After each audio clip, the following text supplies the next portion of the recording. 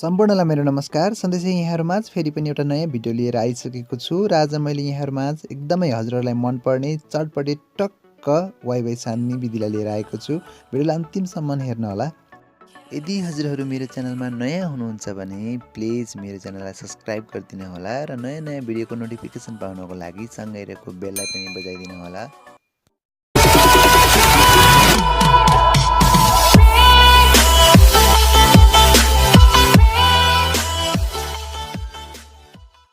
यहाँ हामीले why why सान्धेको बनाउनको लागि 2 प्याकेट वाइ वाइलाई लिएका छौँ र यसलाई हामीले मसिनो गरेका छौँ र हजुरहरूले पनि यस्तै गर्नु होला।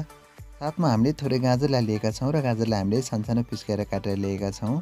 त्यस्तै काँक्रोलाई पनि त्यस्तै सानसानो पिस गरी काटेर लिएका छौँ र प्याजलाई पनि हामीले त्यस्तै सानो सानो पिस गरेर काटेर लिएका छौँ र यहाँ हामीले थोरै नुन पनि लिएका छौँ र यहाँ हामीले एकदमै मसिनो गरी काटिएको लसुनलाई लिएका छौँ। त्यसै गरी यहाँ हामीले टमाटरलाई मसिनो गरी काटेर लिएका छौँ। त्यस्तै हरियो खुर्सानीलाई पनि थोरै काटेर लिएका छौँ।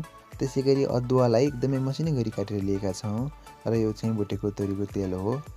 यहाँ हामीले एउटा वाइ वाइको मसलालाई पनि लिएका छौँ। यो चाहिँ चाट मसला, थोरै चाट मसला पनि लिनु होला र हामीले कागतीको रसलाई लिएका छौँ थोरै। त्यसै गरी यहाँ हामीले हरियो धनियालाई एकदमै मसिनो गरी चप गरेर लिएका छौँ। त्यसै गरी यो चाहिँ बदाम हो, थोरै बदाम पनि लिनु होला र यहाँ हामीले हट सस लिएका छौँ, चिल्ली सस। यो चाहिँ हामीले घरमै बनाएको हो। हट सस बनाउने विधि हामीले हाम्रो युट्युब च्यानलमा राखिसकेका छौँ, हजुरहरूले त्यहाँ गएर पनि हेर्न सक्नुहुन्छ। अब हामी यो वाइ वाइमा हामीले तयार गरेको सम्पूर्ण सामग्रीहरू राख्न गइरहेका छौँ। गाजरलाई राख्छौँ, त्यसै गरी काँक्रोलाई पनि राख्छौँ, त्यस्तै गरी प्याजलाई पनि राख्छौँ, बदाम पनि राख्छौँ, त्यसै गरी टमाटर पनि राख्छौँ, साथसाथै हरियो खुर्सानी राख्छौँ र हरियो खुर्सानी चाहिँ हजुरहरूलाई पिरो कतिको मनपर्छ त्यो अनुसार राख्नु होला। त्यस्तै लसुनलाई पनि राख्छौँ, त्यसै गरी अदुवालाई पनि राख्छौँ, त्यसै गरी धनिया पनि राख्छौँ र चाट मसला चाहिँ थोरै राख्नु होला।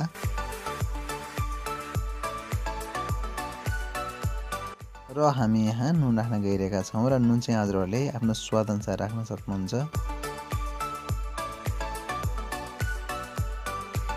त्यसै गरी हामी कागतीको रस राख्न गइरहेका छौँ, अमिलो।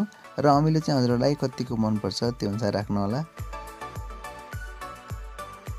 त्यसै गरी हामी थोरै हट सस राख्न गइरहेका छौँ र हजुरहरूले चाहिँ हट ससको साटोमा हरियो खुर्सानी पनि युज गर्न सक्नुहुन्छ यदि हजुरहरूसँग हट सस भएन भने। र यहाँ हामी थोरै भुटेको तोरीको तेल राख्न गइरहेका छौँ र यो भुटेको तोरीको तेल चाहिँ हजुरहरूले बजारमा सजिलै पाउन सक्नुहुन्छ। अन्तिममा हामी यो वाइ वाइको मसला राख्न गइरहेका छौँ र यो वाइ वाइको मसला चाहिँ हामीले एउटा मात्रै राख्छौँ र हजुरहरूले पनि त्यस्तै गर्नु होला। यहाँ जति पनि हामीले सामग्रीहरू राखेका छौँ हामीले 2 प्याकेट वाइ वाइको लागि चाहिँ तयार गरेर त्यसको लागि इस्टिमेट गरेर राखेका छौँ। हजुरहरूले त्यही अनुसार इस्टिमेट गर्नु होला। र यति कुरा सबै राखिसकेपछि अब हामी यसलाई एकदमै राम्रोसँग मोल्छौँ र मोल्दाखेरि चाहिँ हजुरहरूले सबैतिर राम्रोसँग लाग्ने गरी मसलाहरू सबैतिर पुग्ने गरी मोल्नु होला। जति राम्रो तरिकाले सबैतिर मसला पुग्छ त्यति नै मिठो हुन्छ। हजुरहरू देख्न सक्नुहुन्छ यहाँ हामीले वाइ वाइ सान्धेको पूर्ण रूपमा खानाको लागि तयार गरिसकेका छौँ र यो चाहिँ एकदमै यम्मी अनि एकदमै स्पाइसी एकदमै मिठो बनेको छ। हजुरहरूले देखेर पनि थाहा पाइसक्नु भएको छ र हजुरहरूले पनि घरमा हाम्रो तरिकालाई एकचोटि अपनाएर वाइ वाइ साँधेर खानु होला र कस्तो हुन्छ हामीलाई कमेन्ट बक्समा आएर लेखिदिनु होला। हजुरहरूलाई हाम्रो वाइ वाइ सान्ने तरिका कस्तो लाग्यो? यदि मन पर्यो भने हाम्रो भिडियोलाई लाइक गरिदिनु होला र अहिलेसम्म पनि हजुरहरूले हाम्रो च्यानललाई सब्स्क्राइब गर्नुभएको छैन भने प्लिज हाम्रो च्यानललाई सब्स्क्राइब पनि गरिदिनु होला। अहिलेसम्म हामीलाई हेरेर साथ दिनुभयो यहाँलाई धेरै धेरै धन्यवाद। फेरि भेट्ने बाचाका साथ अहिले बिदा हुन चाहन्छु। यहाँहरूको दिन शुभ बितोस्। जय नेपाल।